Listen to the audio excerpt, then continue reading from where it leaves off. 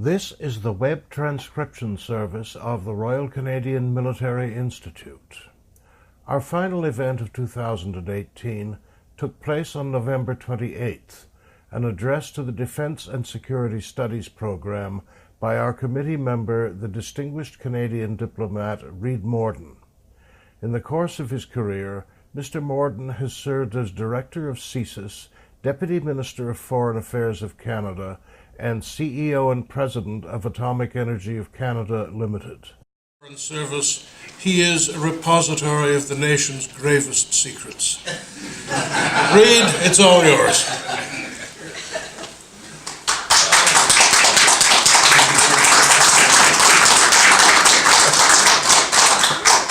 Thank you, Eric, I think.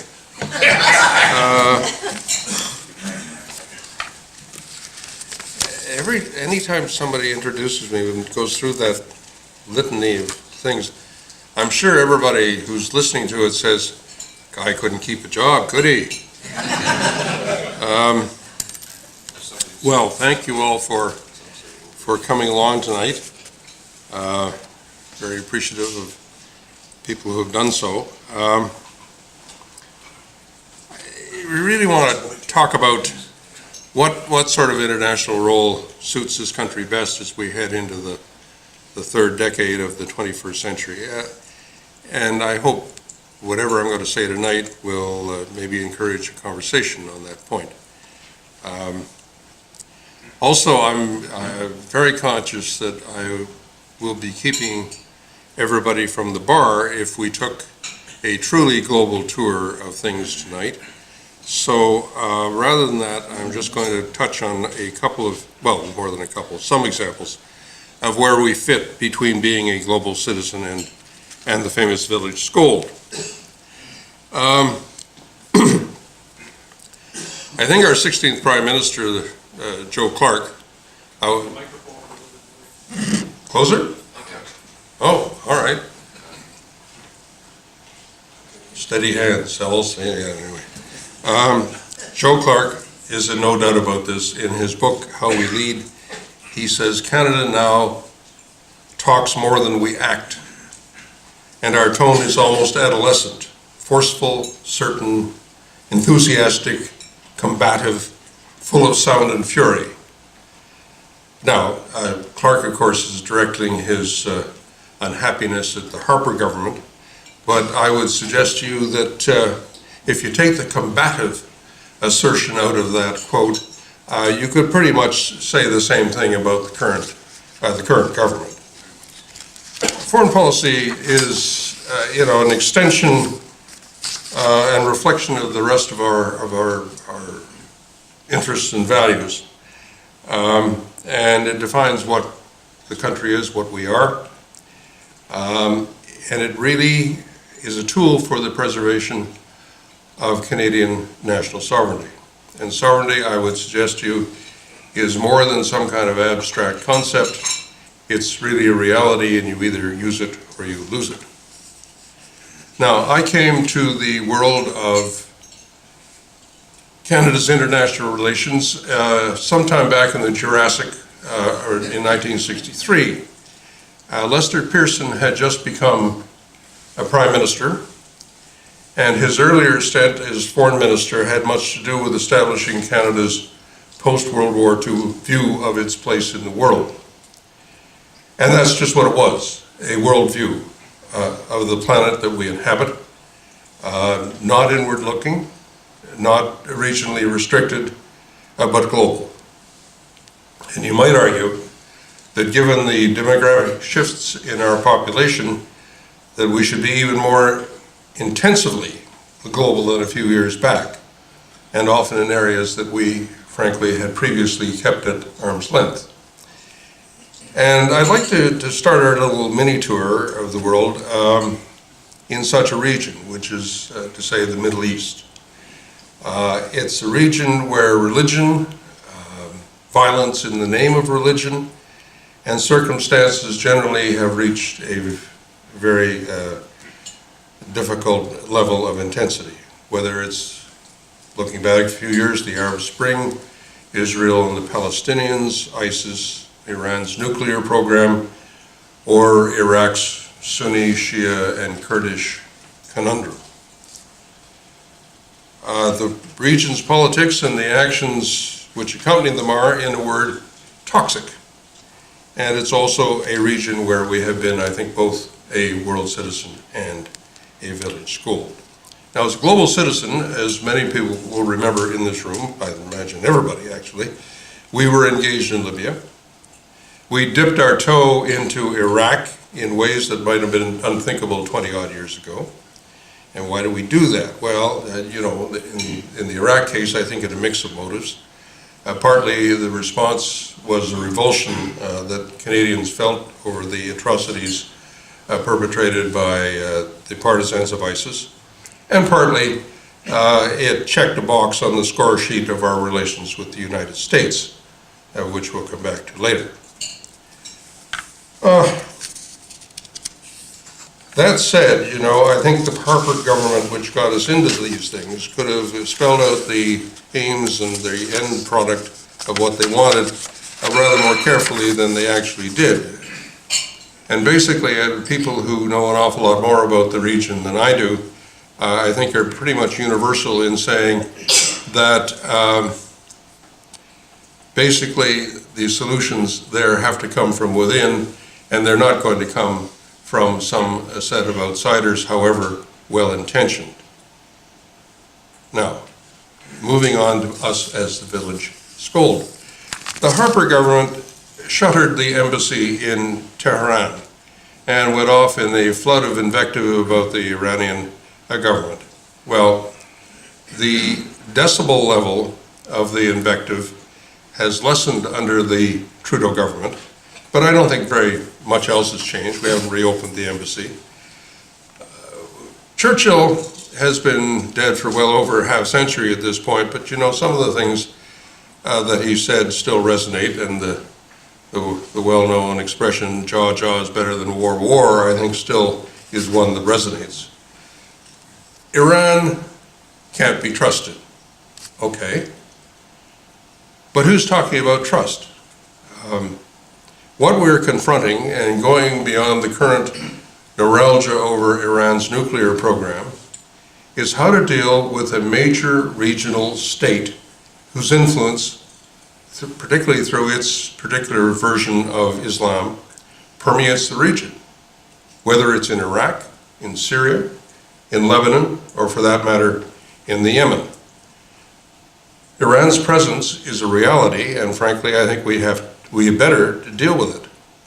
And I think we deal with it better by being in Iran, both getting a better understanding of what cross-currents drive that regime, and also the opportunity to advocate and explain our point of view.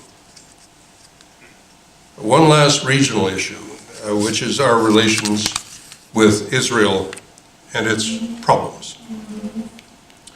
From the time of Israel's creation in 1948 until its invasion of Lebanon and the associated atrocities in the refugee camps in the early 70s, I think it's fair to say that Canada's policy was staunchly pro-Israel.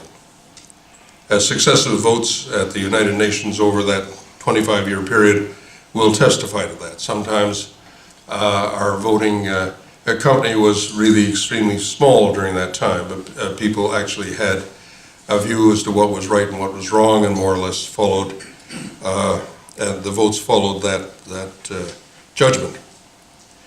But even if it was pro-Israeli, successive governments of both political stripes described their policies in the Middle East as even-handed.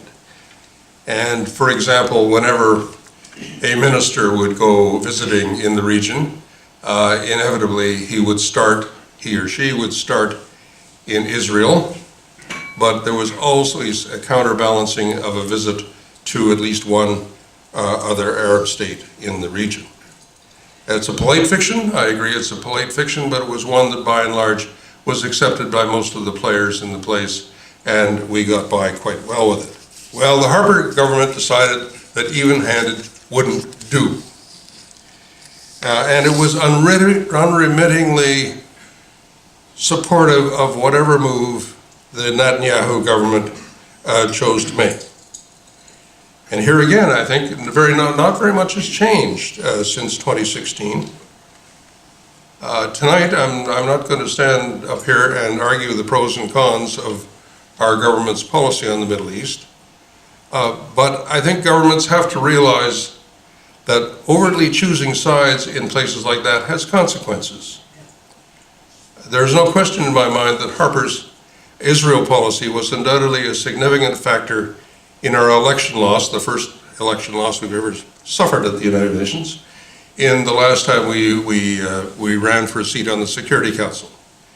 And I would say to you tonight that unless there's some significant fence mending done among the Arab states in the region, there may well be another disappointing outcome in the next Security Council election.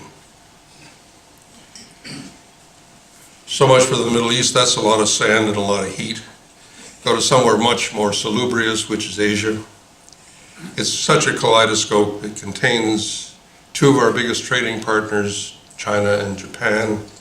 You have the economic dynamism of Vietnam counter the continued agrarianism of their Indo-Chinese neighbors. Myanmar, which is flopping back into universal opprobrium after trying haltingly to come out of 50-odd years of isolation. We have our Commonwealth friends, Australia and New Zealand, and you have in the area all the ambitions, rivalries, and tensions which accompany any major part of the world which is undergoing a transition, and in Asia's case, I would say many transitions. And it's a region which shows up our strengths and our hesitations. A little while ago, I was part of the Canadian side of a study as to whether and how we could strengthen our military relations with Australia. And at the first meeting of the group, I was surprised at Australian skepticism over Canada's long-term interest in the region. And from the Australian perspective, and let's face it, we are more competitors than anything else with Australia in that particular region. We've expended most of our energies and resources in cultivating our natural partners, which are in North Asia rather than Southeast Asia, to it in North Asia, Japan, China, and the Republic of Korea. On the other hand, the Australians, I think, do have a point. There is a justified skepticism within the region as to the constancy of Canada's interest and commitment. As Lorna Wright, who runs the Centre for Global Enterprise at the York's Schulich School, puts it, Canada blows hot and cold with respect to Asia. One year we're there, and the next we're not. And in short, when the US economy gets cold, Canada goes to Asia. And when the US economy rebounds, we retreat to the tried and true of our southern neighbor. Nor, if I may say, is our case helped by the past year's miscues by the Prime Minister and some of his ministers in his travels to ASEAN and other parts of Asia. And I would like just to top off this particular paragraph, shall we say, that the combined GDP of the ASEAN economies these days is just shy of $3 trillion. And the area as a whole is already our 6th largest trading partner. All that said, the elephant in the room is China.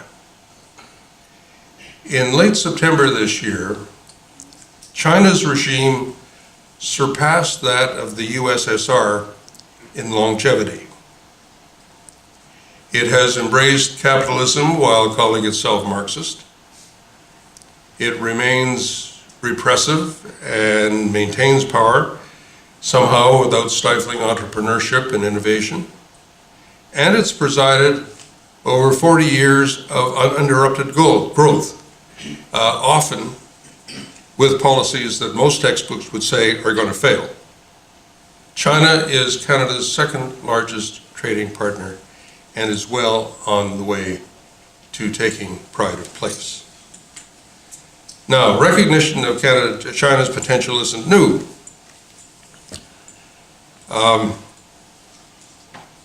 During a post-presidential trip around the world in 1879, Ulysses S. Grant spent some time in China.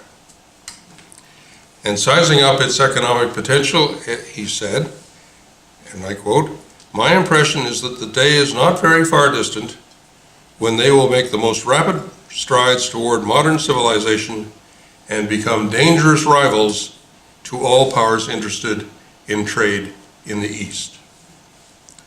Quite prescient, I would have said. It's taking a little longer than he probably thought, but it's coming. Well, more directly at stake is the management of conflicting claims to the waters in and around the South China Sea, and of course the resources that lie underneath it. Matter of intense interest to China and other littoral states like from Taiwan to the Philippines. In a rather perverse turn of events, it's frankly been left to the Trump administration to provide some muscle for the much ballyhooed pivot by Mr. Obama to Asia in 2011.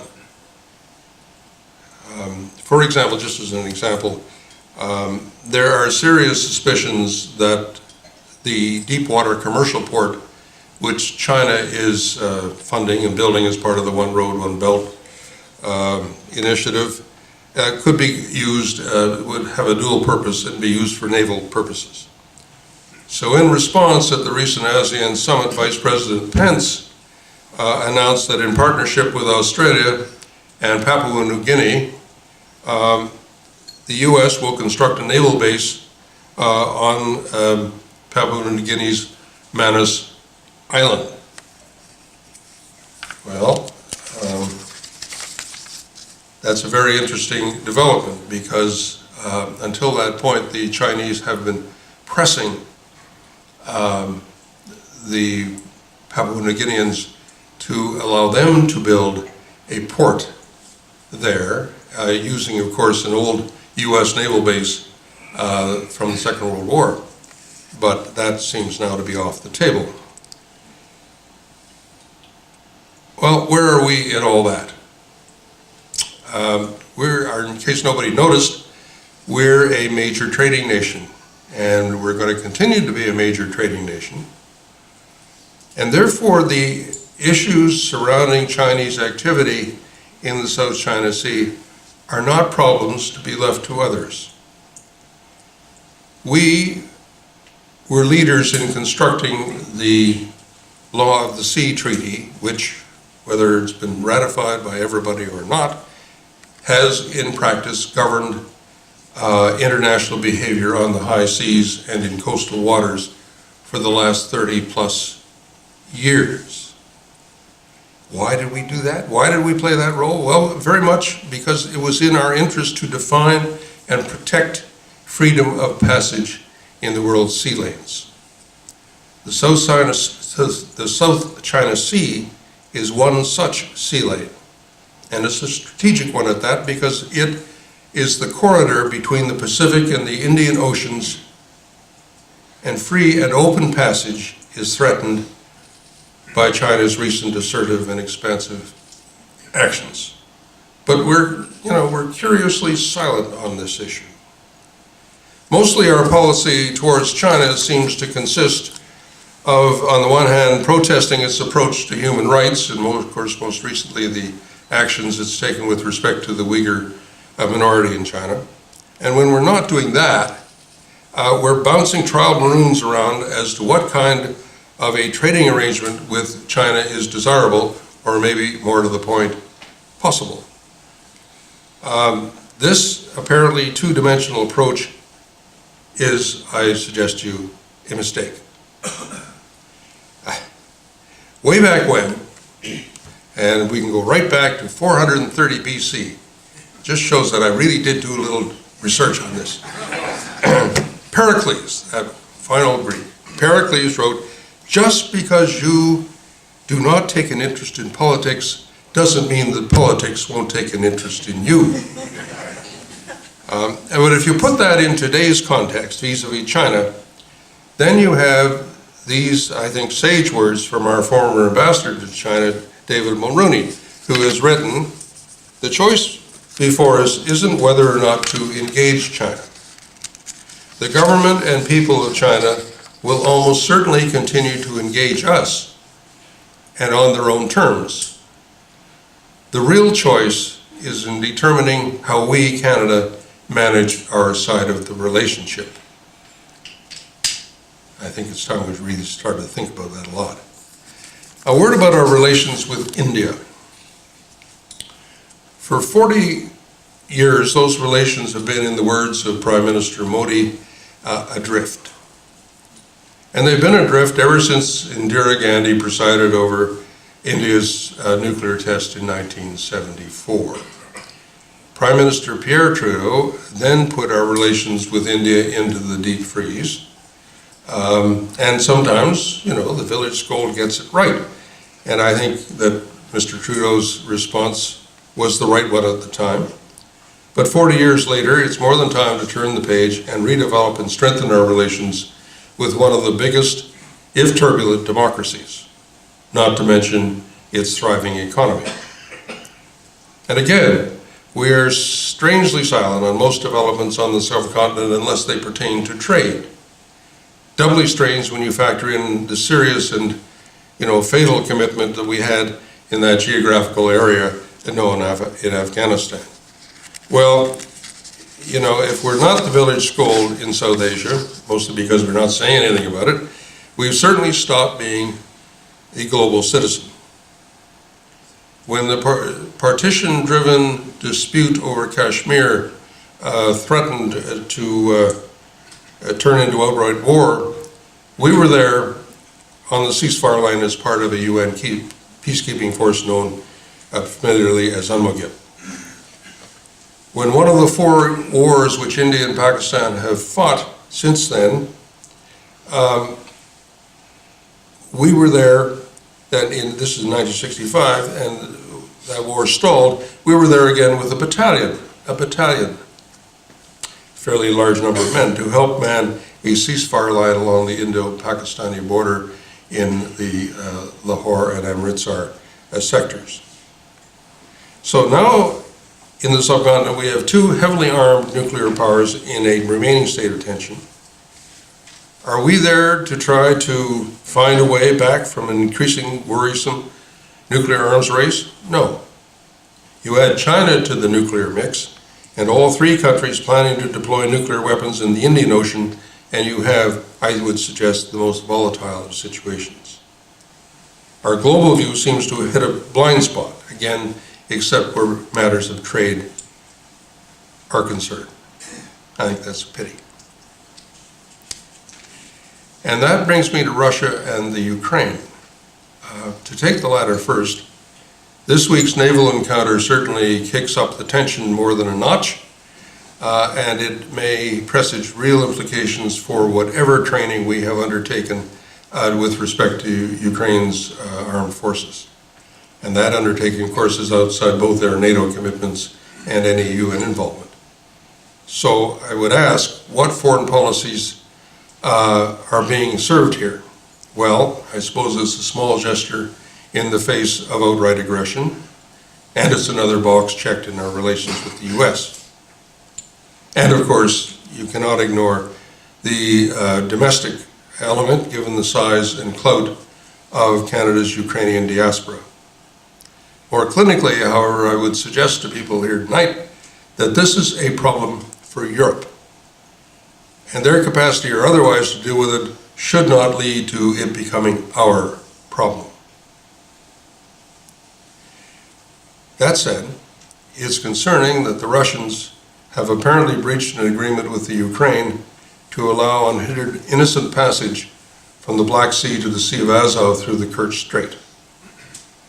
As I've said earlier, we have a vital interest in maritime freedom of passage, and I hope we will see fit to respond to this transgression, and respond, if I may say, beyond some tweeted Me Too condemnation of Russia I think we need here something, a much more substantive contribution from Canada. Now, under the NATO banner, we are, of course, deploying a substantial force in Estonia in response to the aggressive noises which Russia has made concerning the Baltic states. And that, as far as it goes, is fine. Checks a number of boxes, and it may divert attention from what I would describe as the woeful state of our defense funding. But frankly, the Russian conundrum is bigger than that. Do we like Russia under Mr. Putin? I don't think so. Do we trust Russia under Mr. Putin? No, I don't think so. But Russia, like Iran, is an important country, and more, especially since it has a nuclear arsenal even now. And going beyond that, we seem not to have registered in any really meaningful way some of the new strategic thinking in Russia. And much of this is centered on what has come to be called the Gerasimov doctrine. 5 years ago, the chief of staff of the Russian Armed Forces, General Valery Gerasimov, published an article in Russia's Military Industrial Courier in which he wrote, and I'm quoting, "The very rules of war have changed. The rule of non-military means of achieving political and strategic goals has grown, and in many cases they have exceeded the power of force and weapons in their effectiveness. All this is supplemented by military means of a concealed character." End quote. This statement is viewed by many as the most relevant articulation of Russia's modern strategy, and it certainly has been directly employed throughout the standoff with Ukraine. Now, not everybody agrees that this is sort of shiny new strategic thinking and that it's really just an update of what Russia's always done. Well, maybe so, but I think I would welcome some indications from our international affairs and defense apparat here in Canada that they're aware of this and are responding accordingly. In shorthand, as per Michael Crowley writing in Politico said, what we're seeing in Russia's approach is a weakening of the, quote, enemy, unquote, and building an environment in which anyone but the Kremlin loses. Unfortunately, what I do see here at home is a CDS, whenever he gets smink, concerned with the gender issues which have been plaguing the armed forces. Those very important issues. And we have a foreign minister whose backgrounds and political leanings concerning Ukraine have apparently barred her from even entering Russia. And frankly, being rude to Mr. Putin and imposing virtually meaningless sanctions may be satisfying around town and in-house, but I give it to you that it's really just scolding. Now, coming home, looking south. Alan Gottlieb, one of my predecessors as Deputy Minister of Foreign Affairs, long-serving ambassador to Washington, frequently says, the Americans are our best friends, whether we like it or not. And I like to add, we're the Americans' best friends, whether they know it or not. Managing the U.S. relationship is a constant. It has so many dimensions that we might be forgiven for throwing up our hands in despair. Just to name a few, there's the border, there's immigration and refugee policy, there's trade irritants, there's North American defense, there's labor mobility, there's the question of water exports, continental energy policy, the environment. I could go on and on. And Canadians, can be a bit over-obsessed and occasionally somewhat smug about the United States, whereas Americans are more or less unmindful of Canada. And these attitudes provide a lot of scope for mischief and miscommunication and even mistrust.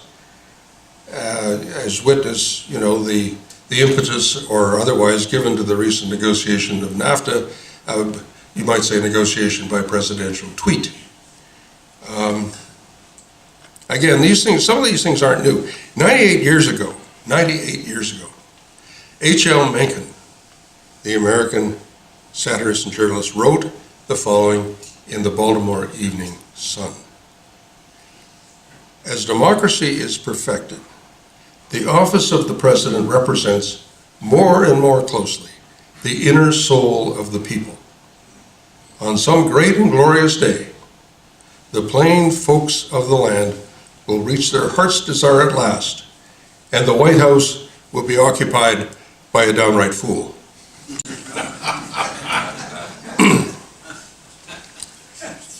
Well, you know, despite Lord Palmerston's dictum on following a nation's interests, personalities, particularly leaders, can and do make a difference. Good personal relations at the top will never solve all the problems, but they can help. That is, after all, basic human nature.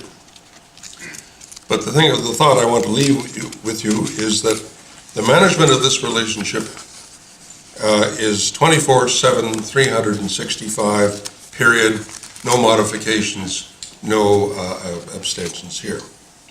Now, some leaders, like Brian Mulroney, worked very hard on his Washington network and on Canada-US relations.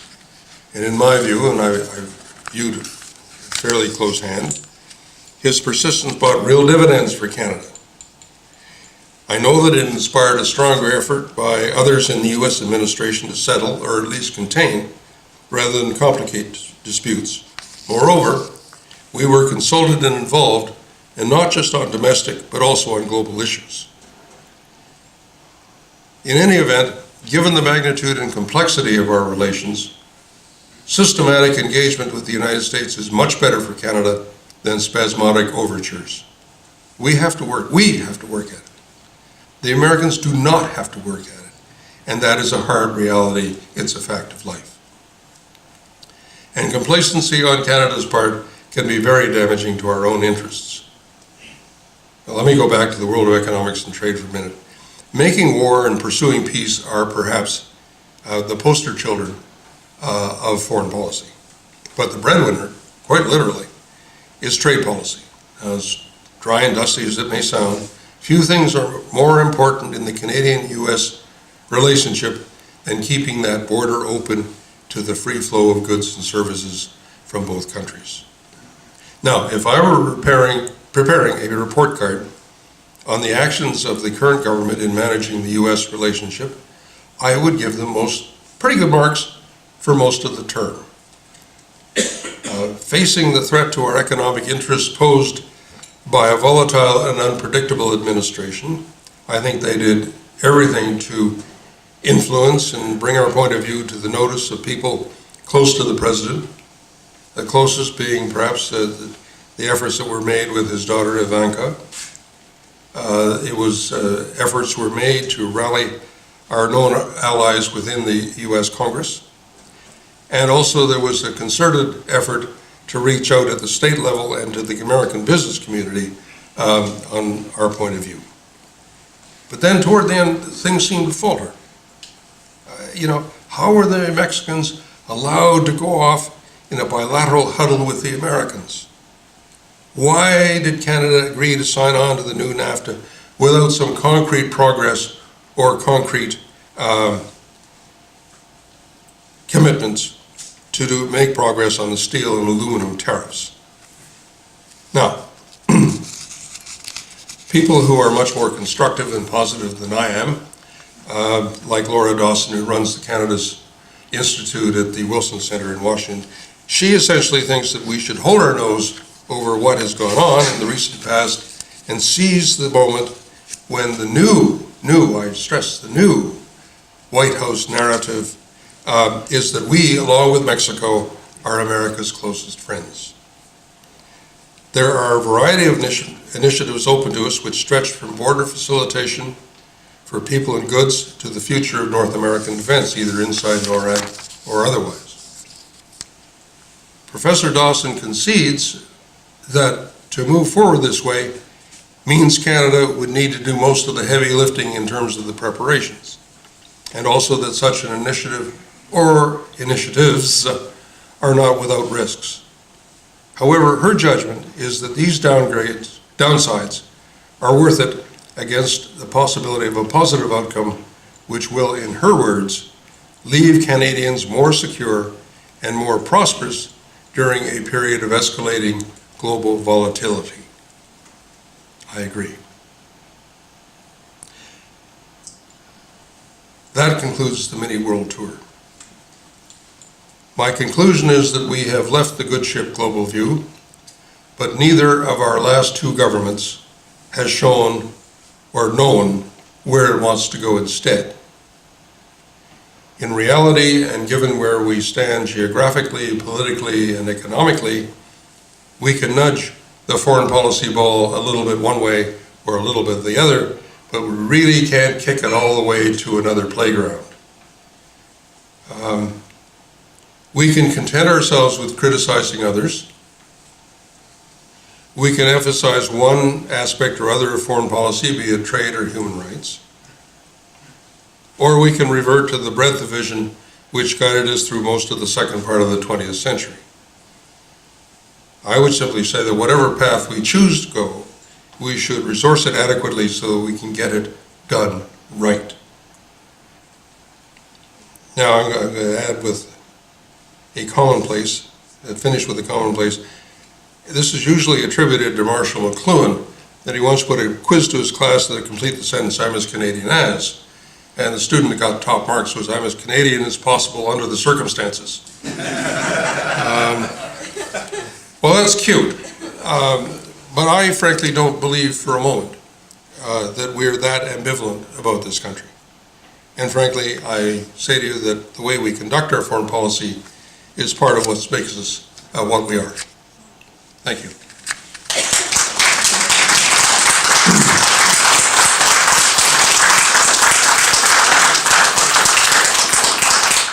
Will you take questions?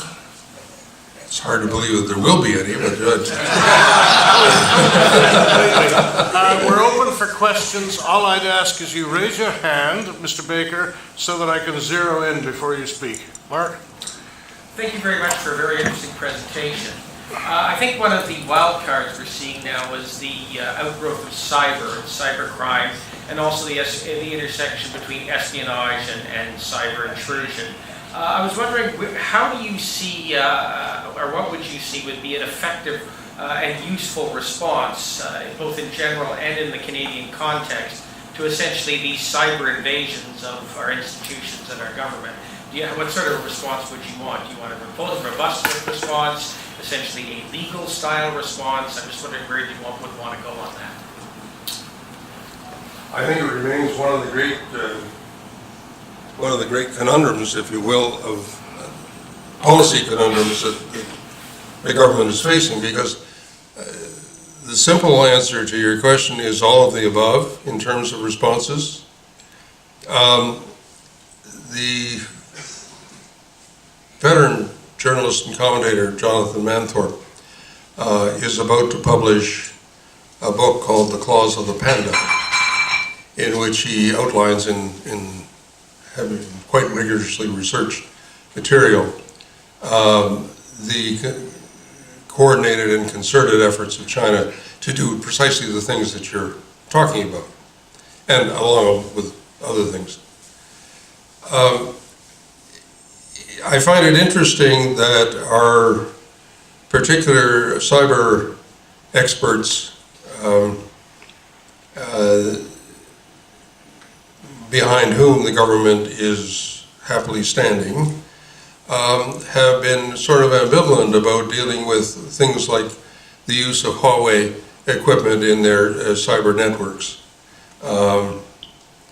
Australia, United States, they don't have any questions about that, and I see in today's or yesterday's paper that New Zealand has joined that crowd in not using Huawei, and yet we seem to be an outlier in that.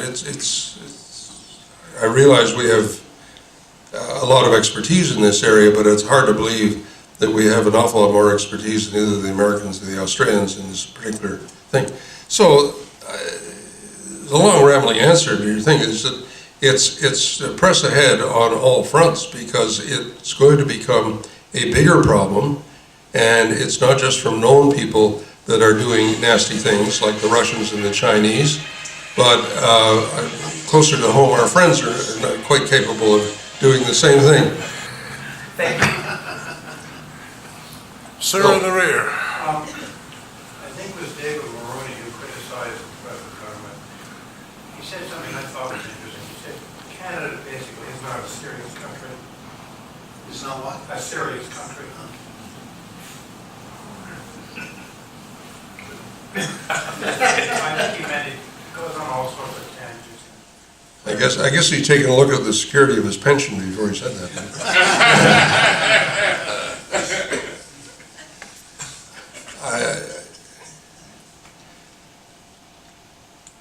I know David quite well, and I'd be very surprised if he actually said precisely that.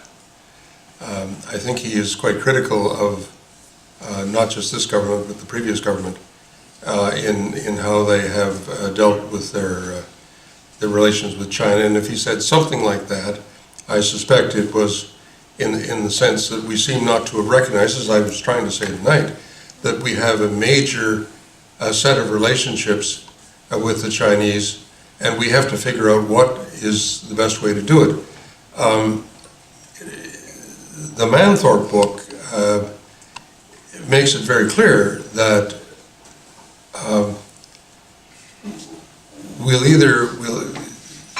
they're not going to stop coming and importuning us to do things and wanting to do it their way.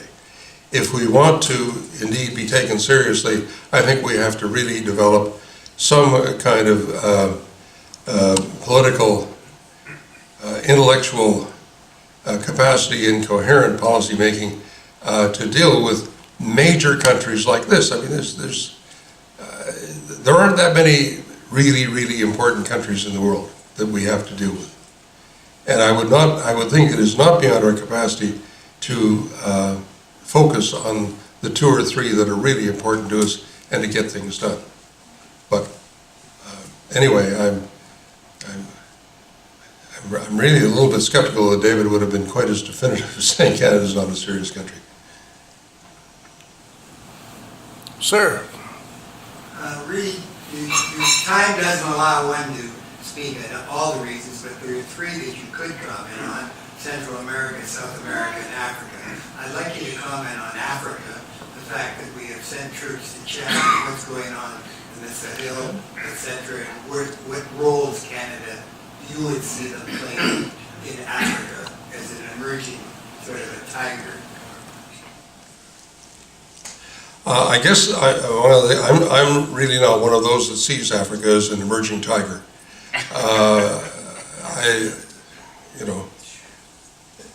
Every time it seems to be going in the right direction, either through corruption or some strange way of doing government business in the various countries. I mean, there's 40 countries in Africa, which is another consideration, by the way, if you're running for the Security Council.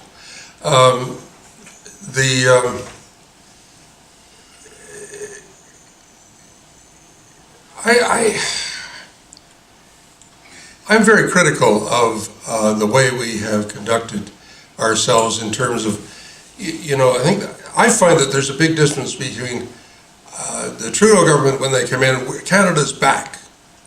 Yeah, well, back at what? And then I'm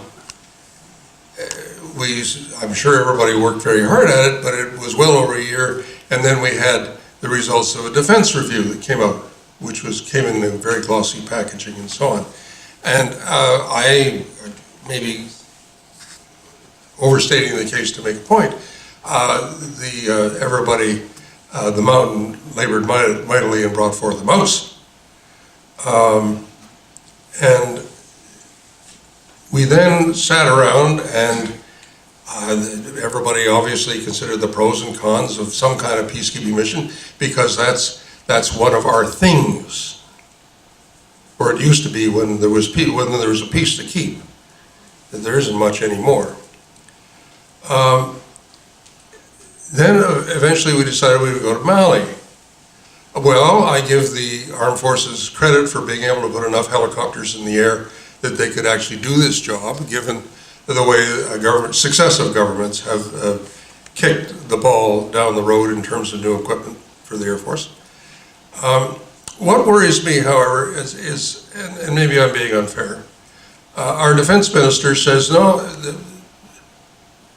the mission is at an end in July, and we're gone. The UN's saying, well, yeah, but the Romanians can't get there before October, and couldn't you hang around? Well, so far, the answer is no. Now, I'm not arguing that there aren't cases where that's perfectly reasonable. Just to show my age, when I joined the government, the Foreign Service, we were part of the International Control Commission in Indochina. There was us, essentially representing NATO. There was Poland representing the Warsaw Pact. And then there was the supposedly neutral India. Well, it was an extremely frustrating 20-odd years, because 80% of the time that people would go and investigate an incident, and we would say one thing, the Poles would say another, and 80% of the time the Indians said, oh, no, they're right. We didn't think so. When the Indo-Chinese War was winding down, the old Control Commission went out of existence, and with American support, there was a four-power thing being set up, and its real task was to oversee the final withdrawal of American troops from Vietnam and other parts of Indochina. At that time, Mitchell Sharp, who was the foreign minister, said, okay, we'll go there for 6 months. But if you're not out there by 6 months, we're gone. And I think Mr. Sharp was absolutely justified in doing that, and it was a real spur for the Americans to get off the stick and get their people out of the region as quickly as possible before, they're essentially the people who were sympathetic to them were going to be replaced by somebody else. But I don't see the problem. I don't see it here. I don't understand why we wouldn't have generously said, all right, another 3 months till the Roms get here, till the Romanians get here. Why wouldn't we do that? I mean, even if the defense minister eventually agrees for us to do that, the damage is done. Here we look, we're supposedly back. We're back at what? We're back at a very sort of ritualistic, mechanistic sort of attitude to something that we have thought was very, very important in terms of Canadian values. So you want me to talk about our deployment? It's Mali, by the way, not Chad. And that's my answer. Two gentlemen in the front. Fraser. Reid, could you comment a little further on the value of potential role in the Security Council? Has it mattered that we weren't there this past rotation, if that's it? And what does that really bring to us? Well, you're certainly hitting right on my biases here. I think most Canadians, certainly of my generation, I could even, as I look around the room, say our generation,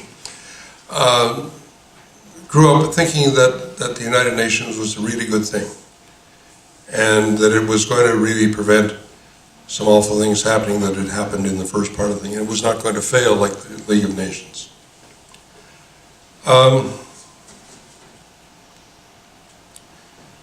I am coming to your question. Taking a moment. I spent a little over 2 years in the 2005-2006 in New York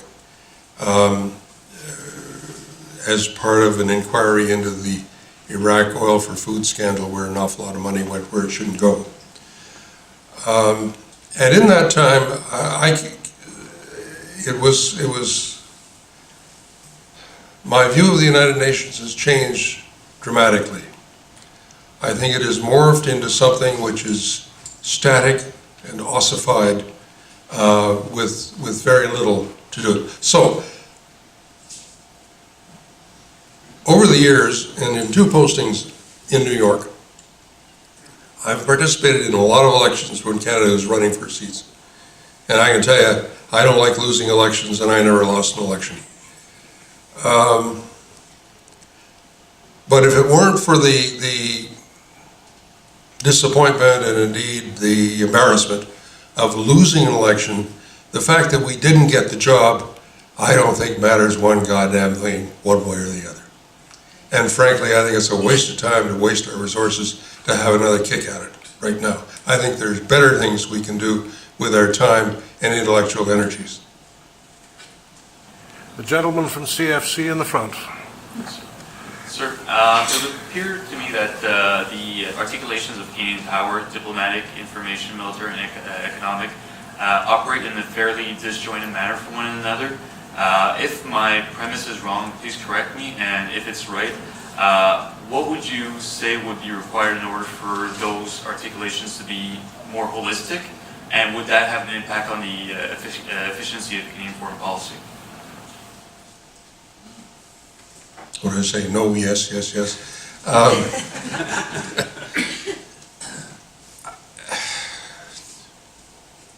It's like a lot of things in Canada. It isn't that we're not a serious country,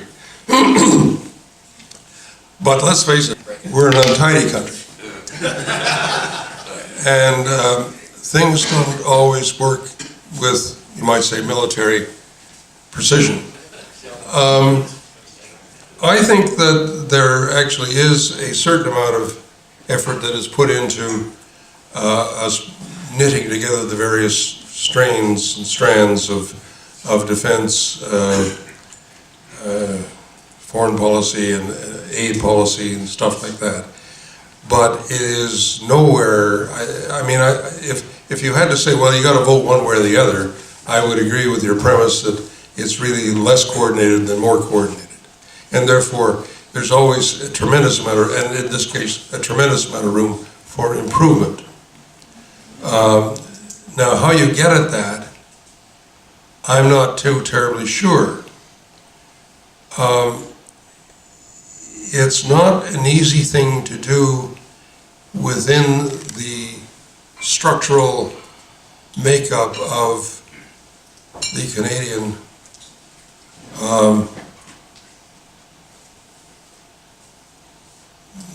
mechanism of government, shall we say.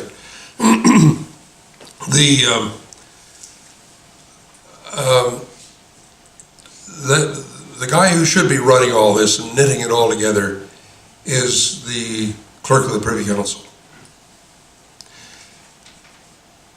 I have yet to meet a clerk of the Privy Council, with one exception, who had either the slightest interest or even less knowledge of Canada's role in the world, beyond the mechanisms of, defense funding, or do we need this program, or whatever else. So, and there's really no other way to knock heads together among the various, you might say, dukedoms of foreign affairs and defense and aid and so on and so forth.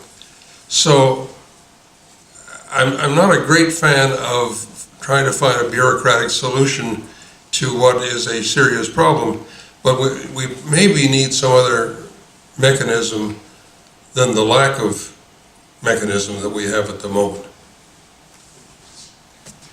Have we any more questions for Reid? If not, did I see a hand? Tony. Well, we're going to cut it off at one after Tony. Okay. That's because I've run out of water, you see. You've kicked the glass down the road there, so your time is almost up. Reid, I'd like to thank you very much for a very provocative presentation, loaded with hooks with red meat on it, and I'd like to bite on two. One, the emasculation of external affairs in terms of foreign policy, where foreign policy now seems to be determined by the PMO, if not cabinet at best. And secondly is the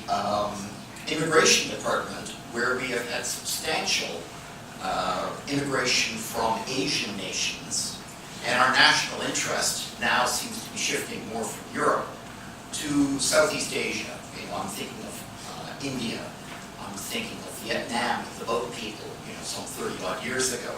I'm thinking of the Philippines, I'm thinking of China. What are your takes on the national interest of Canada with the lack of information from the people on the ground and the increasing number of people in Canada with interests other than our traditional ones in Europe? Well, on the first one, I think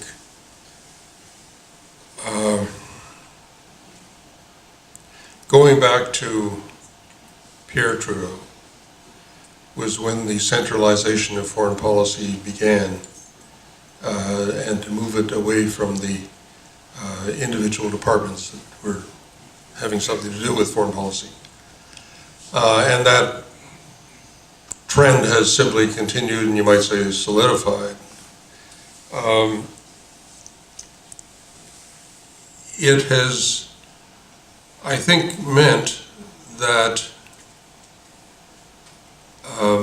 people at the top of the Foreign Affairs Department have got to be just that much quicker on their feet to make sure that their point of view is registered and sometimes prevail. And it has prevailed. I quite honestly deplore the current thesis in Ottawa, which says that if you get to be somewhere near the deputy minister rank, you should be able to do anything, anywhere, anytime, any place, whatever. And I have to say, and I suppose maybe I look like or sound like a dinosaur, but I've been part of the foreign policy profession for quite a long time, and I think it is a profession.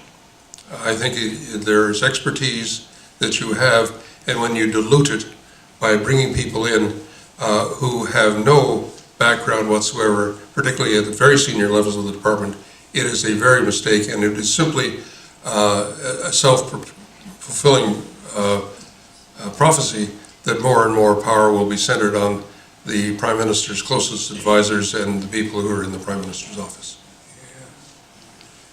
The second one is the makeup of the country is what it is. And we, yes, I mean, as I tried to say, you know, 25 years ago, I don't think we would ever have, with the exception of you know, supporting Israel, I don't think we would have anything to do with the Middle East. We have no real interest in the Middle East. But now, I mean, there is a very large Muslim population in Canada. So I think the outlook when you talk about things which are not traditionally seen as being on our interest, well, of course, these days now they sort of are our interests. And I'm quite unabashed about it. I mean, I think we emerge stronger and better because of this mix and diversity of people that we have. But it has required a lot of changes in thinking in a lot of places, and inevitably these changes have not always been smooth, and there is a certain amount of rancor and bad taste in some things. But I guess I would say to you that I think things are what they are, and people should get on with the task of making the place work,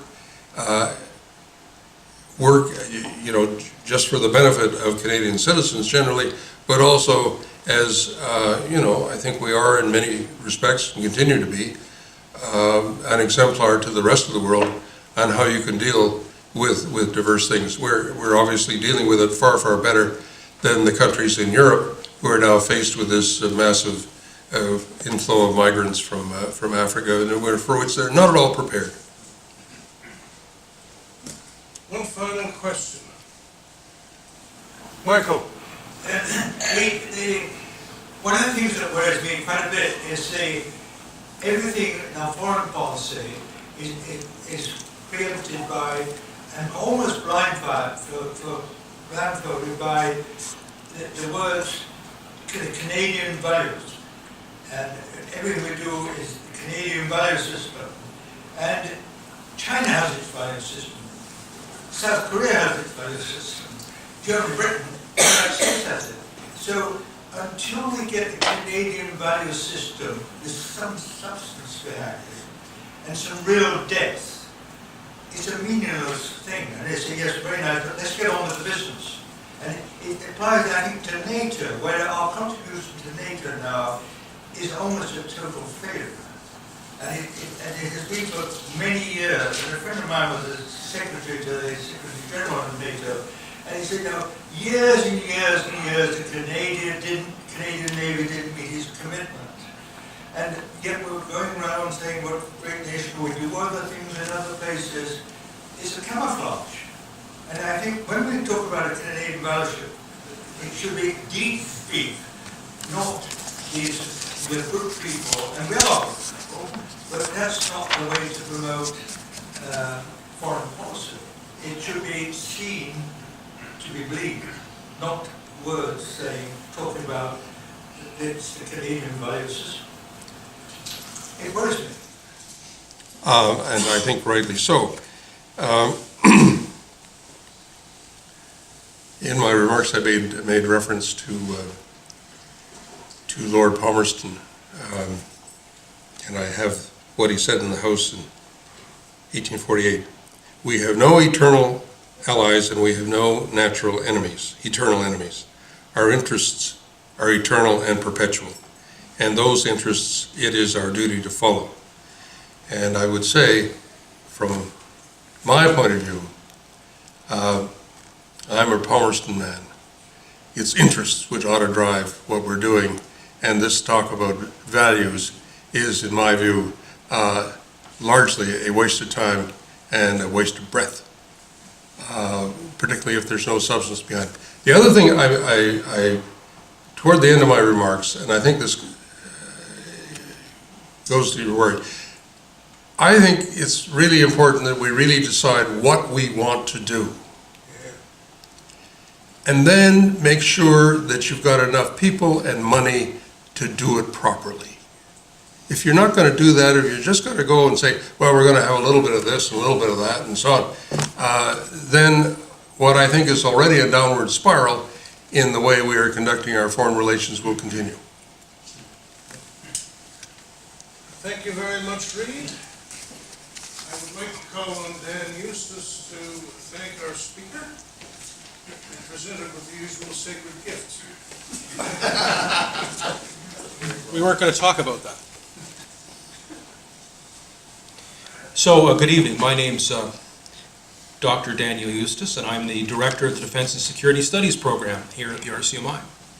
And it's my responsibility, but absolute pleasure, to thank Reid Morden for his presentation tonight. When we first approached Reid to talk to us, you may not know that he's a member of our committee, the Defense and Security Studies Committee. And so we took the opportune moment when Reid was away to ask him, and he agreed. Now, the original title was actually not Village Scold or World Citizen, but Yes Minister. We might have settled on Yes Prime Minister, but he refused both cases anyways and came up with the suggestion that you heard tonight, which was quite fun, quite acceptable. Not surprisingly, what we've had in the space of really less than an hour is a global tour de force.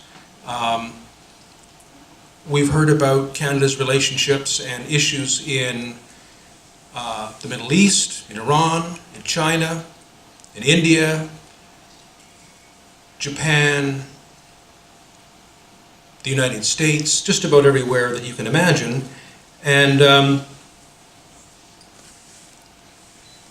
Sasha, yeah, Major Sasha's his first name, is a student at the Canadian Forces College in the Joint Command and Staff Program, who unfortunately spent about an hour listening to me yesterday morning talking about strategic concepts in the post-Cold War era. And one of the questions that one of the students posed at the very end of the lecture was, does Canada have a national strategy? And I gave some kind of nonsensical answer because I don't really have one. But I should have simply said, why don't you come to the RCMI tomorrow night and listen to Reid Morden, and it'll all be figured out. Because he's covered much of the ground of what we would call DS 569, and we could really shorten that course up quite a bit by just having Reid come next year and sort all this stuff out. But quite honestly, these are the sorts of insights that you don't get from an academic perspective. This is a gentleman who's worked in the field for many, many years, has experience, sees things from a realistic perspective, and can provide those kinds of insights that someone sitting in an academic chair somewhere cannot actually provide. So on behalf of the President, who is here tonight, Dr. Michael Hoare, the members of the RCMI, everyone present, I would like to thank Reid Morden for acquiescing to our more or less arm twisting to speak to us, but I think it was worth the effort, and we have all valued from your insights tonight. I would like to present you with what Eric referred to as the sacred object, and when you accept this, we will proceed immediately to the third floor, and I'll make it even more sacred for you.